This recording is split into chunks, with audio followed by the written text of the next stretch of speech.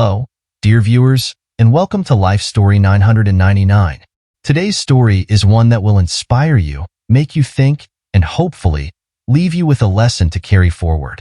Before we dive in, we'd love to hear your thoughts and personal stories. What would you have done in this situation? Share your answers in the comments or send them to us by email. Don't forget to like, share, and subscribe for more thought-provoking tales. It was a busy Monday morning at Riverbank National, a prestigious bank located in downtown Atlanta. The newly promoted manager, Miss Clara Whitman, was eager to prove herself. Determined to maintain strict professionalism, she often overlooked the humanity behind her clients. Clara was known for her sharp focus and her no-nonsense approach, and she saw her new role as the perfect opportunity to make an impression.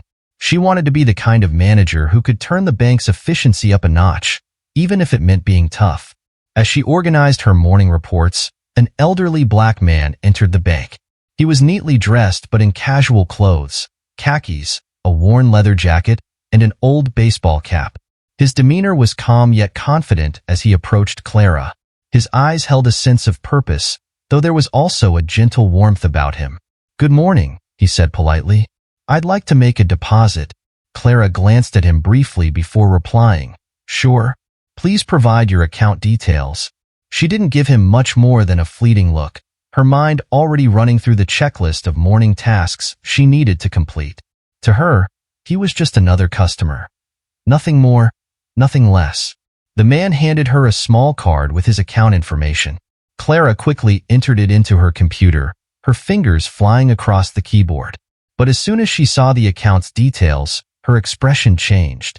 Her brow furrowed, and she leaned slightly closer to the screen, her eyes widening in disbelief. "You're claiming you want to deposit $150 million? She asked skeptically, her tone a mix of confusion and suspicion. "Yes," the man said with a smile. "It's a transfer from one of my other accounts." His voice was steady, without a hint of arrogance. He spoke as though this was a perfectly normal transaction, as if he were depositing $50 instead of millions. Clara leaned back in her chair, narrowing her eyes. "Sir, I don't mean to be rude, but I've seen scams like this before.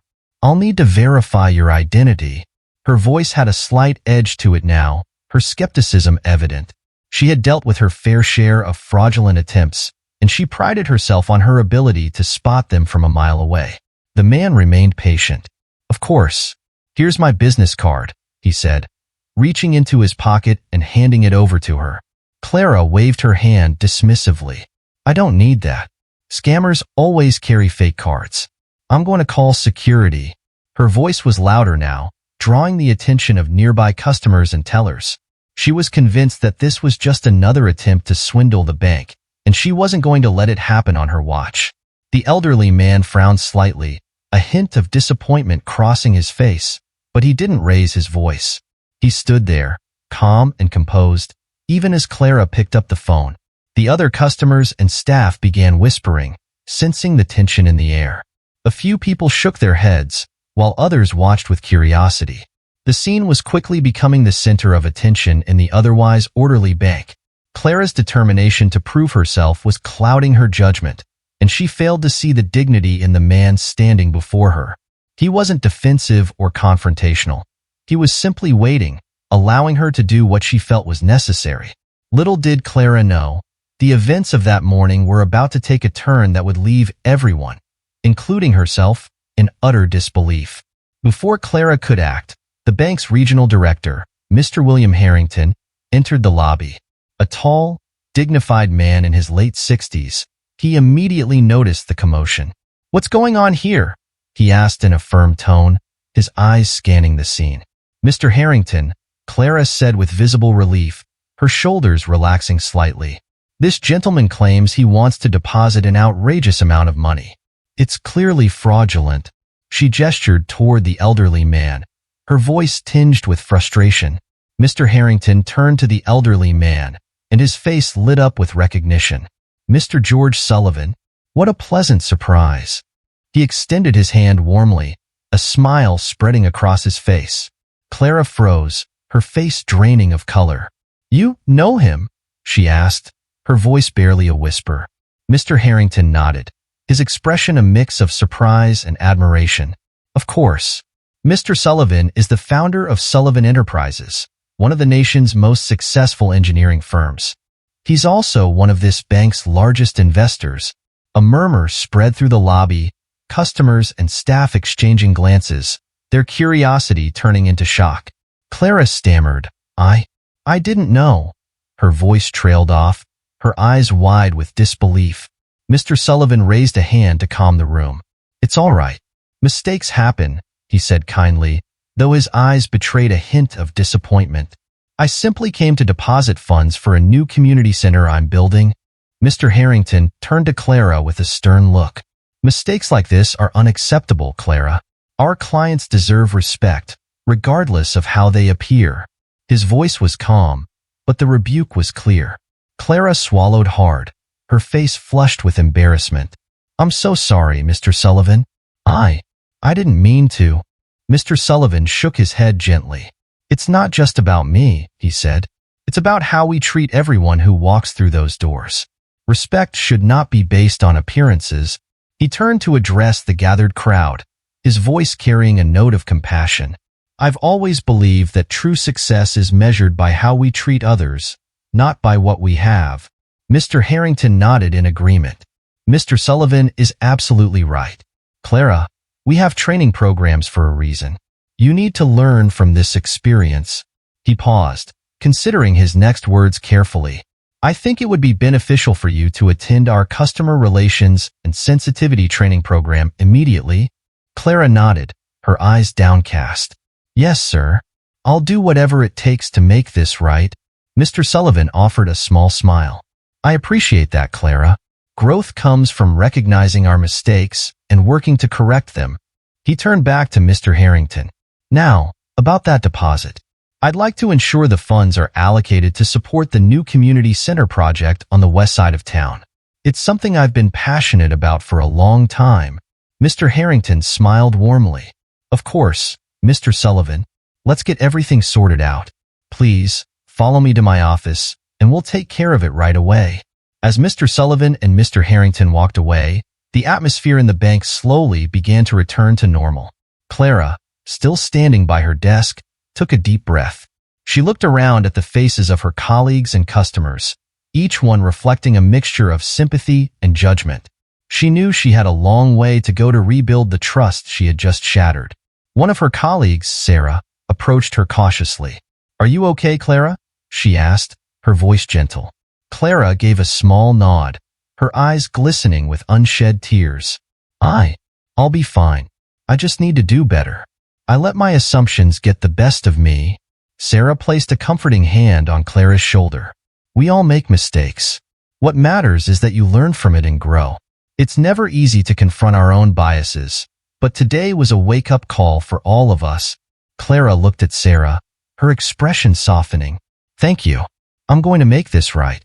I'll take the training seriously and do whatever it takes to ensure this doesn't happen again. Sarah smiled. That's the spirit. Just remember, we're all here to support you. The rest of the day at Riverbank National was a blur for Clara. She completed her tasks with a renewed sense of humility, her mind replaying the events of the morning over and over. The realization of how deeply her actions had affected not just Mr. Sullivan, but also her colleagues, and the bank's reputation weighed heavily on her. Later that afternoon, as the bank began to quiet down, Mr. Harrington returned to Clara's desk. He observed her for a moment before speaking. Clara, I've spoken with Mr. Sullivan. He's willing to forgive and move forward, but he made a point that I think we should all take to heart. Clara looked up, her eyes filled with remorse. I understand, sir. I'm truly sorry for what happened. Mr. Harrington nodded. I know you are, and I believe you can learn from this. That's why I want you to lead a discussion at our next staff meeting about what happened today. It's important that we all learn from this experience, not just you. Clara's eyes widened in surprise. Lead a discussion? But I'm not sure I'm the right person for that. You are, Mr. Harrington insisted. You experienced it firsthand, and you've seen the impact. Sharing your story will help others understand the importance of treating every client with the respect they deserve. Clara took a deep breath, then nodded. All right, I'll do it. Thank you for giving me the chance to make things right. Mr. Harrington gave her a reassuring smile. We all deserve a chance to learn and grow, Clara. Just remember, the best leaders are the ones who learn from their mistakes and use those lessons to help others. As Mr. Harrington walked away, Clara felt a renewed sense of purpose. She knew the road ahead wouldn't be easy, but she was determined to change, not just for herself, but for the people around her and the clients she served. She looked around the bank, seeing it in a new light. This wasn't just a place of business. It was a place where people's lives intersected, where respect and understanding could make all the difference. And with that realization, Clara made a silent promise to herself. She would never again let her assumptions cloud her judgment. She would treat every person who walked through those doors with the dignity they deserved, no matter what. The story of Mr. Sullivan and his calm dignity had touched everyone in the bank that day. It was a lesson that respect and kindness should never be reserved only for those who appeared to deserve it. It should be given freely to everyone, always. Clara, visibly shaken, began to apologize. Mr. Sullivan, I'm so sorry. I didn't mean to. It's not just about me, Mr. Sullivan interrupted gently. This is about how we treat people. If I weren't wealthy or influential, would I still deserve respect? What about the next person who walks in here, hoping to be treated fairly? His words struck a chord with everyone present. Clara nodded, tears welling in her eyes. You're absolutely right. I've let my assumptions guide me, and that's not acceptable. Mr. Harrington sighed, the weight of the situation clear in his eyes. Clara, we all make mistakes, but this is a serious one. I'm afraid we'll have to review your position here. Clara looked down, understanding the gravity of her actions. I understand. Thank you for giving me a chance to reflect. As she quietly began packing her things, the reality of her actions weighed heavily on her shoulders. She had made a mistake, a big one, and now she had to face the consequences. But before she could continue, Mr. Sullivan stepped forward, his expression softening. Mr. Harrington, if I may suggest something. Of course, Mr. Harrington replied, his brow furrowing in curiosity.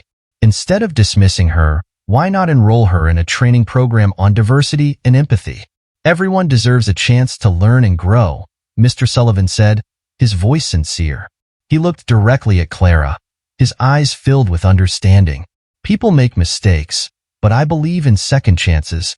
Clara looked up, surprised by his generosity. She had expected anger, condemnation, even resentment, but instead, she found compassion.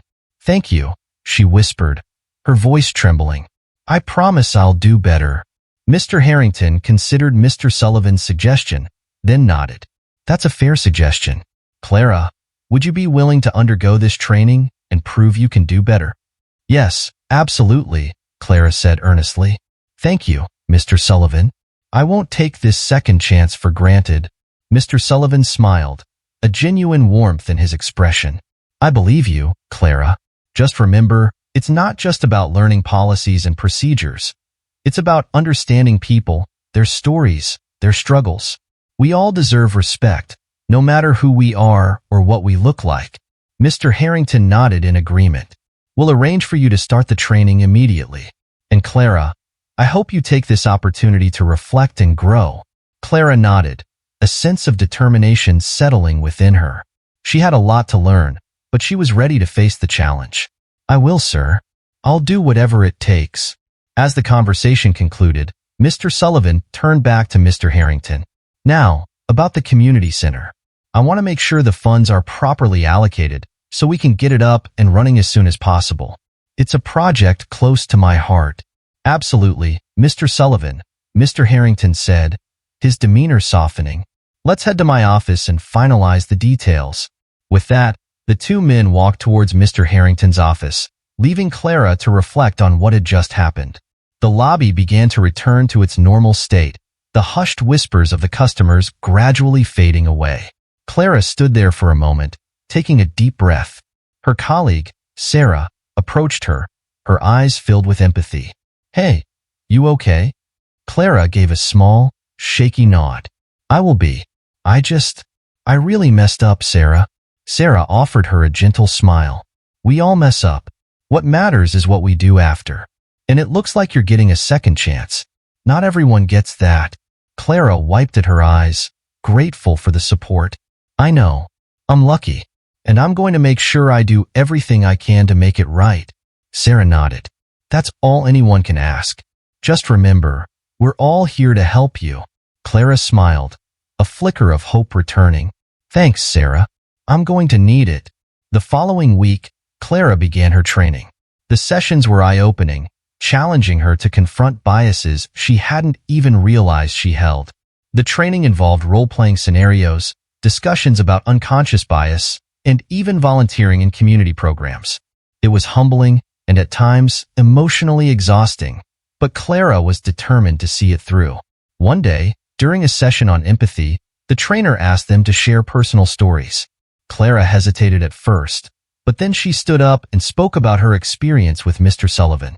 She talked about the assumptions she had made and how those assumptions had nearly cost her everything. As she spoke, she saw nods of understanding from her fellow trainees. It was a moment of vulnerability, but also one of growth. After the session, one of the trainees, a young man named Marcus, approached her. "Thank you for sharing that," he said.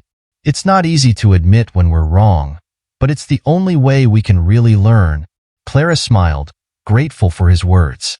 "I think we're all here to learn from each other. It's not easy, but it's necessary." Marcus nodded. "Exactly. We need more people willing to change, willing to see things differently." As the weeks went by, Clara began to notice a change in herself. She was more patient, more understanding. She listened more intently to the stories of others, both in the training sessions and at the bank. She started to see the customers not as transactions, but as people with unique lives and challenges. One afternoon, Clara was at her desk when an elderly woman approached her. The woman seemed nervous, clutching her purse tightly. Clara offered her a warm smile. "Good afternoon, ma'am. How can I help you today?" The woman hesitated, then said, "I'm not very good with these things. I need to transfer some money, but I'm afraid I'll mess it up." Clara stood up, walking around the desk to stand beside her. "No need to worry. Let's do it together. I'll guide you through each step." The woman's face softened, her anxiety easing. "Thank you, dear. That means a lot." As they worked through the transaction, Clara felt a sense of fulfillment she hadn't experienced before. It wasn't just about getting the job done. It was about making someone feel valued and respected. And in that moment, Clara realized how far she had come. Weeks later, it was time for Clara to lead the discussion at the staff meeting, just as Mr. Harrington had requested. She stood at the front of the room, her colleagues watching her expectantly. Clara took a deep breath and began. "I want to talk about assumptions," she said, "about how easy it is to judge someone based on how they look, or what we think we know about them. I made that mistake with Mr. Sullivan, and it was a hard lesson to learn. But it's one I'm grateful for, because it's changed the way I see people." She paused, her eyes meeting those of her colleagues. "We all have biases. We all make mistakes. But what matters is that we learn from them and do better. We owe it to our clients, to each other, and to ourselves to treat everyone with the respect they deserve." When she finished, the room was silent for a moment, and then her colleagues began to clap. Clara felt a wave of emotion wash over her. Pride, relief, and a sense of belonging. She knew she still had a lot to learn, but she was on the right path. And as the meeting concluded, Mr. Harrington approached her, a smile on his face. "Well done, Clara. You've come a long way." Clara nodded, her heart full. "Thank you, sir. I couldn't have done it without the support of everyone here." Mr. Harrington patted her shoulder. "Keep it up. The best leaders are the ones who never stop learning." Clara knew he was right, and she was ready to continue learning, growing, and making a difference. One client, one moment, and one lesson at a time. Over the next few weeks, Clara dedicated herself to learning. She attended seminars, volunteered at community events, and even shadowed other employees to understand the importance of empathy and inclusivity. She realized that her journey wasn't just about correcting a mistake. It was about transforming herself into a better version, both professionally and personally. Meanwhile, Mr. Sullivan's project, a state-of-the-art community center, was unveiled with much fanfare. It included a free library, a job training facility, and a daycare for working parents.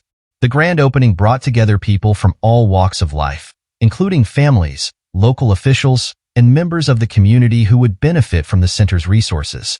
The excitement in the air was palpable, and the community center quickly became a beacon of hope for many.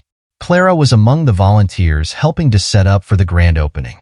She had thrown herself into the project, wanting to contribute in any way she could. She helped arrange chairs, set up tables, and even greeted attendees with a smile that came from the heart. She wasn't just fulfilling a duty. She genuinely wanted to be there, to be part of something that brought positive change to people's lives. As the event got underway, Mr. Sullivan noticed Clara's efforts. He approached her with a warm smile, his eyes filled with appreciation. "Clara, I see you've been working hard. How are you feeling?" Clara looked up, her face flushed from the effort, but her eyes bright. "I'm learning a lot," she admitted. "It's humbling, but I'm grateful for the opportunity to change. This experience has shown me so much about what really matters." Mr. Sullivan nodded thoughtfully. "We all have room to grow, Clara. The important thing is that we try. Change doesn't happen overnight, but the willingness to grow is what makes all the difference." Clara smiled, feeling a sense of purpose that she hadn't felt before. "Thank you for believing in me," she said sincerely. "Your kindness gave me the chance to see things differently, and I'm determined to keep moving forward." The grand opening continued, filled with speeches, laughter, and a sense of togetherness that was inspiring to everyone present. Children explored the new library, parents toured the daycare facility, and community members signed up for job training programs. It was clear that the center was already making a difference, and Clara was proud to have played a part in it. Over the following months, Clara continued her work at the bank, but something fundamental had changed in her approach. She no longer saw her job as merely managing transactions and meeting quotas. Instead, she saw it as an opportunity to impact lives positively. She took the lessons she had learned from her training and applied them daily, striving to make every customer feel valued and respected. Clara also took it upon herself to mentor new employees, sharing her own story as a lesson in humility and growth. She wanted them to understand that banking wasn't just about numbers and policies. It was about people. Her colleagues noticed the difference in her demeanor. She was more patient, more attentive, and more compassionate. Slowly but surely, Clara began to earn back the trust she had lost, both from her clients and from her coworkers. One afternoon, Mr. Harrington approached Clara's desk with a smile. "Clara, I've heard nothing but positive feedback about your work lately. You've really turned things around." Clara looked up, a mix of surprise and gratitude on her face. "Thank you, Mr. Harrington. It means a lot to hear that. I've been trying my best." "It shows," Mr. Harrington said, nodding. "I'm proud of how far you've come, and I'm especially proud of the way you've taken the initiative to mentor others. That's true leadership, Clara." Clara felt a swell of emotion. A few months ago, she had been on the verge of losing her job, her confidence shattered by her own actions. Now, she was being recognized for her efforts to make a difference. "Thank you, sir. I'm just grateful for the second chance I was given." "We all need second chances from time to time," Mr. Harrington replied. "And you've made the most of yours." Later that day, Clara received an unexpected visitor. It was Mrs. Thompson, an elderly customer she had helped weeks earlier. Mrs. Thompson smiled warmly as she approached Clara's desk. "I just wanted to thank you, dear," she said. "You were so kind to me when I was nervous about that transfer. You made me feel important, and that's something I won't forget." Clara felt her heart swell with pride and gratitude. "Thank you, Mrs. Thompson. It was my pleasure to help you. I'm always here if you need anything." As Mrs. Thompson walked away, Clara realized just how much she had grown. She wasn't the same person who had judged Mr. Sullivan based on his appearance. She had learned to see people for who they truly were, individuals with their own stories, struggles, and worth. The story of Clara and Mr. Sullivan came full circle one evening when Mr. Sullivan invited Clara to speak at an event at the community center. The topic was the power of second chances, and Mr. Sullivan believed that Clara's journey was the perfect example of what the center stood for. Standing before the audience, Clara felt a mixture of nerves and excitement. She took a deep breath and began. Good evening, everyone. My name is Clara Whitman, and I'm here to talk about second chances, something I've come to understand in a very personal way. She spoke about her journey, about the mistakes she had made, the lessons she had learned, and the changes she had embraced. She spoke about Mr. Sullivan's kindness, about the community center, and about the importance of seeing beyond appearances. As she spoke, she saw nods of understanding, smiles of encouragement, and even a few tears. When she finished, the audience erupted into applause. Mr. Sullivan stepped up beside her, shaking her hand warmly. Thank you, Clara. Your story is an inspiration to us all. Clara looked out at the audience, her heart full. Thank you for listening. And thank you, Mr. Sullivan, for believing in me when I didn't believe in myself. The evening ended with a sense of hope and unity. The community center, Mr. Sullivan's dream, had become a place where lives could change, where second chances were given, and where kindness could flourish. And Clara knew that her journey was just beginning. She was ready to continue growing, learning, and making a difference, one day at a time. And so, dear viewers, what started as a story of prejudice and misunderstanding turned into one of growth and redemption. Clara learned the value of treating everyone with respect, and Mr. Sullivan reminded us all of the importance of patience and forgiveness. Their journey together showed that sometimes the most profound lessons come from the mistakes we make and the courage it takes to change. Clara's transformation wasn't easy. It was a journey filled with challenges, introspection, and a willingness to embrace discomfort. She learned that empathy means more than just understanding another's situation. It's about actively striving to make others feel seen, valued, and respected. By volunteering at the community center and sharing her story, Clara not only grew herself but also inspired others to look beyond appearances and assumptions. Mr. Sullivan's belief in second chances was the catalyst for Clara's change, but it also served as a powerful reminder for everyone involved. He understood that true leadership lies in the ability to uplift others, even when they fall short. His patience and willingness to invest in Clara's growth turned what could have been a moment of failure into a life-changing opportunity for her. It's a lesson for us all that extending compassion, especially when it's difficult, can create lasting positive impact. The grand opening of the community center was a pivotal moment for Clara. Standing alongside Mr. Sullivan, she realized that this wasn't just about her redemption. It was about creating something meaningful for others. The center became a beacon for the community, offering resources, support, and a sense of belonging. Clara's involvement there wasn't just about making amends. It was about genuinely contributing to something bigger than herself. And in doing so, she found fulfillment and purpose beyond her job at the bank. The power of second chances cannot be overstated. Clara's story reminds us that we all have the capacity to grow and change, no matter how grave our mistakes may seem. It's about taking responsibility, learning from the past, and striving to be better every single day. Her journey from a rigid, judgmental bank manager to a compassionate, empathetic community member shows that transformation is possible when we open our hearts and minds to the lessons life offers us. What would you have done in Mr. Sullivan's shoes? Would you have given Clara a second chance? Or would you have chosen a different path? Let us know in the comments below or share your thoughts by email. We'd love to hear your perspectives on this story of forgiveness and change. Thank you for watching, dear viewers, and for being part of the Life Story 999 community.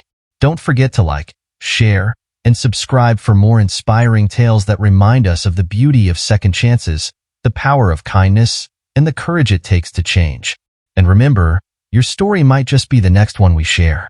Until next time, take care, be kind, and always look for the potential in others. You never know how much a small act of compassion can change a life.